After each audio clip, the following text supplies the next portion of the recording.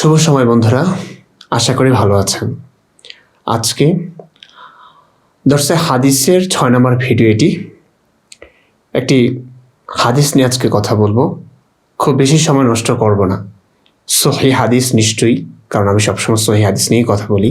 সহিহ মুসলিম ইসলাম foundation Bangladesh, হাদিস number হচ্ছে 5837। অধ্যায় হচ্ছে 45, ফজিলত, কিতাবুল ফজাইল, পরিচ্ছেদ 19, সাধারণত মানুষরা রাসূল সাল্লাল্লাহু আলাইহি ওয়াসাল্লামের সান্নিধ্য প্রদান এবং তার মাধ্যমে তাদের বরকত লাভ এবং তাদের জন্য তার বিনয়। হাদিসগুলো মুসলিমরা লিখেছেন এবং সেই সময় মুসলিম শাসকরা ছিলেন, তাদের পক্ষ থেকে চাপ ছিল, প্রেশার ছিল যে এমন কিছু লিখবেন না, এমন ইতিহাসবিদদেরকে তারা চাপ দিত। এমন আছে, আমি এটা নিয়ে বিস্তারিত ভিডিও বানাবো। তো যেমন ইবনে হিশাম, নবীর চরিত্র, নবীর জীবনী নিয়ে সবচেয়ে প্রাচীন একটি সিরাত হচ্ছে ইবনে ইসহাকের সিরাত।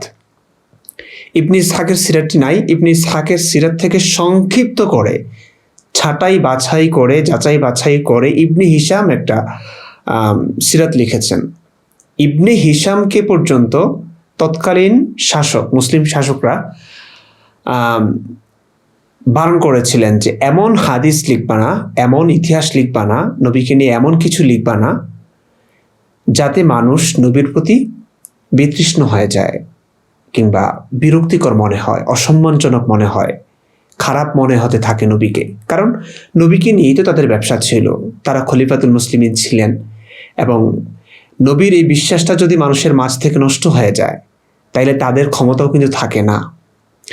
যা হোক, হাদিসটা আমি একটু পড়ে শোনাচ্ছি। আনাস রাদিয়াল্লাহু তাআলা আনহু থেকে বর্ণিত যে এক মহিলার বুদ্ধিতে কিছু ত্রুটি ছিল। সে বলল, ইয়া রাসূলুল্লাহ, আপনার সাথে আমার প্রয়োজন আছে। মহিলার বুদ্ধিতে ত্রুটি ছিল এবং নবীকে বলল, আপনার সাথে আমার প্রয়োজন আছে। কি প্রয়োজন? হাদিসটা লেখা ওইভাবে লেখা হয় নাই, বলা হয় নাই। এবং মহিলার বুদ্ধিতে কিছু ত্রুটি ছিল, বোঝা যাচ্ছে পাগল টাইপ ছিল আর কি। হতেই পারে, পাগল হওয়া তো খারাপ কিছু না, পাগলের তার কোনো দোষ নাই। আপনার সাথে আমার প্রয়োজন আছে। রাসূলুল্লাহ সাল্লাল্লাহু আলাইহি ওয়াসাল্লাম বললেন, হে অমুকের মা, তুমি যে কোনো গলি দেখে নাও, তুমি ডাক দিলে সেখানে আমি তোমার কাজ করে দেব। তারপর তিনি কোনো পথের মধ্যে তার সাথে নির্জনে দেখা করলে সে তার কাজ সেরে নিল। অনেকগুলো প্রশ্ন জাগে প্রিয় দর্শক। একজন নবী একজন মহিলার সঙ্গে, যার মাথায় সমস্যা, এক কথায় পাগল, কি এমন প্রয়োজনের কথা বললেন এবং নবী তার প্রয়োজন সারাতে মহিলার সাথে নির্জন সাক্ষাতে গেলেন। এবং শেষে লেখা হয়েছে তিনি কোনো পথের মধ্যে তার সাথে নির্জনে দেখা করলে সে তার কাজ সেরে নিল। কি কাজ আমরা জানি না। আমরা জানি না কেন? ইতিহাসবিদরা, হাদিস সংকলনকারীরা এটি লেখেনি। আপনি দেখুন,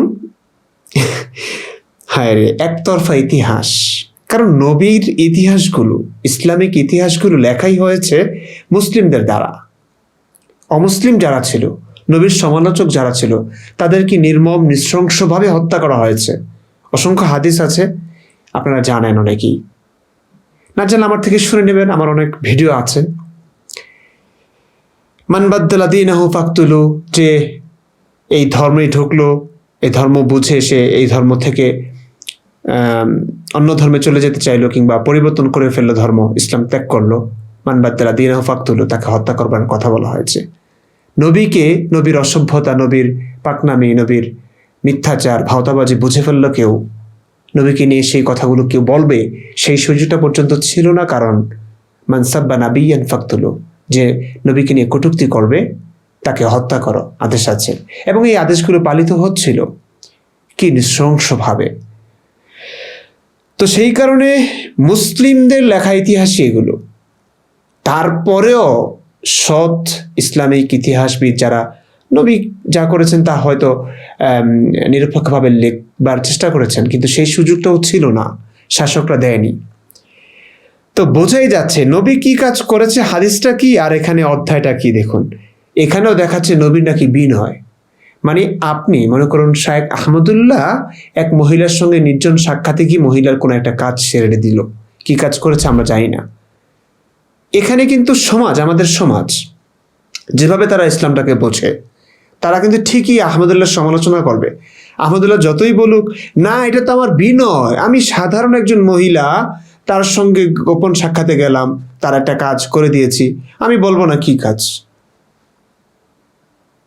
প্রত্যেকটা মানুষ কিন্তু শায়েখ আহমদুল্লাহ হোক, আজহারি হোক, তাদেরকে লুচ্চাই বলবে, বদমাশি বলবে। হ্যাঁ হ্যাঁ, কি কাজ আপনার, মহিলার সঙ্গে কি কাজ? হ্যাঁ, মহিলার সঙ্গে তো দেখাই দেওয়া না যায় ছিল আপনার। আপনি সেই মহিলার সঙ্গে সাক্ষাৎ করলেও মানুষের সামনে সাক্ষাৎ করতে পারতেন। কি এমন কাজ ছিল যে গোপনে চিপা চাপায় আপনার ঢুকতে হবে? দেখুন আমার কাছে মনে হয় হাদিস সংকলনকারীরা, ইতিহাসবিদরা আসলে আমাদের চোখ খুলে দেবার জন্য তারা লিখে গেছে সত্য কিছু কথা, যদিও তারা একটু ভিন্নভাবে লিখেছে। তারা এই কথাগুলো যদি অন্যভাবে লিখতো তাহলে তাদেরও গর্দান যেত। আজকে আমাদের যেভাবে মারবার চেষ্টা করছে ভাই, আমরা তো ভাই প্লেন ছিল, উড়ে চলে আসলাম আরেক দেশে নিজেকে বাঁচাবার জন্য। তখন কি ছিল ভাই, তরবারি দিয়ে কেটে ফেলতো গলা। তো তারপরও তারা হাদিসগুলো লিখে গেছে, কিছু লুকিয়ে চুরিয়ে লিখে গেছে, তা সেগুলো কিন্তু নিরপেক্ষভাবে একটু গভীরভাবে পড়লে কিন্তু বোঝা যায় আসলে নবী কেমন ছিল, নবীর কাজগুলো কি ছিল, কি করেছে নবী। এই একটা মাত্র হাদিস আপনার চোখ খুলে দেবে। ভাই আমার সংশয় বাড়াচ্ছে, আমার সন্দেহ বাড়াচ্ছে আসলে নবী কি করেছেন মহিলার সঙ্গে। এত স্ত্রী থাকবার পরেও, এত দাসী থাকবার পরেও নবীকে একজন মহিলার সঙ্গে গোপন সাক্ষাৎ করতে হলো, এবং ওই মহিলার মাথায় সমস্যা। একটা মানুষ কতটা হর্নি হলে, কতটা সেক্সি হলে এমনটা করতে পারে। যাই হোক, আবার পরবর্তী ভিডিও আসবে দরসে হাদিসের, সেই ভিডিওর অপেক্ষায় থাকুন। আপনারা ভালো থাকুন, সুস্থ থাকুন। ভিডিওটি দেখবার জন্য অনেক অনেক ধন্যবাদ।